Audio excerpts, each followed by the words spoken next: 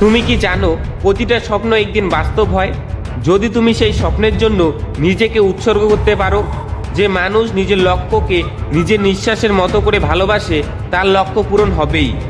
একটা কথা মনে রেখো, লক্ষ্য যত বড়ই হোক না কেন তার শুরুটা সবসময় ছোট দিয়েই শুরু হয়।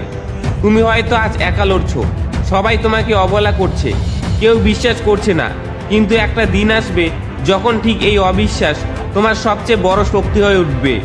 তোমার প্রতিটা ব্যর্থতা, তোমার প্রতিটা ভুল, তোমার প্রতিটা রাত জাগা কষ্ট সব কিছু মিলে তৈরি হচ্ছে সেই মানুষটা যে একদিন গর্ব করে বলতে পারবে, হ্যাঁ আমি পেরেছি।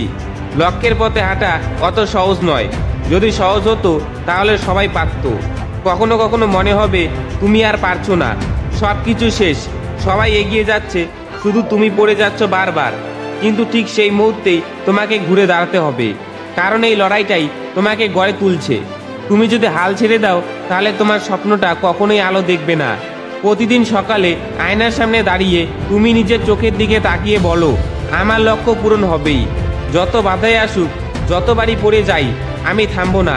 তুমি কি জানো পৃথিবীর প্রতিটা সফল মানুষ একসময় ছিল একেবারে সাধারণ, একেবারে একা। কেউ তাদের উপর বিশ্বাস রাখেনি, কিন্তু তারা নিজের উপর বিশ্বাস হারায়নি। Elon Musk, APJ Abdul Kalam, Virat Kohli, Swami Vivekananda, এরা সবাই একদিন স্বপ্ন দেখেছিল, তারপর সেই স্বপ্নের জন্য দিনরাত এক করে লড়েছে। তাদের মতোই তোমারও লক্ষ্য পূরণ হবেই, যদি তুমি তোমার ভেতরে আগুনটাকে বাঁচিয়ে রাখো। তুমি যতবার পড়ে যাবে ততবার আরও শক্ত হয়ে দাঁড়াও। তুমি যতবার ব্যর্থ হবে ততবার নিজেকে আরও উন্নত করে তোলো। জীবন তোমাকে ভাঙবে, কিন্তু সেই ভাঙার মধ্যেই তুমি নিজের আসল রূপ খুঁজে পাবে। যেদিন তুমি তোমার ভয়কে জয় করবে সেদিনে তুমি বুঝবে লক্ষ্য আসলে দূরে নয়, শুধু তোমার বিশ্বাস আর ধৈর্য চাই। তাই আজ একটা প্রতিজ্ঞা করো, যাই হোক তুমি থামবে না। যত বাধাই আসুক তুমি এগিয়ে যাবে, যত কষ্টই আসুক তুমি হাসবে, কারণ তুমি জানো তোমার লক্ষ্য পূরণ হবেই।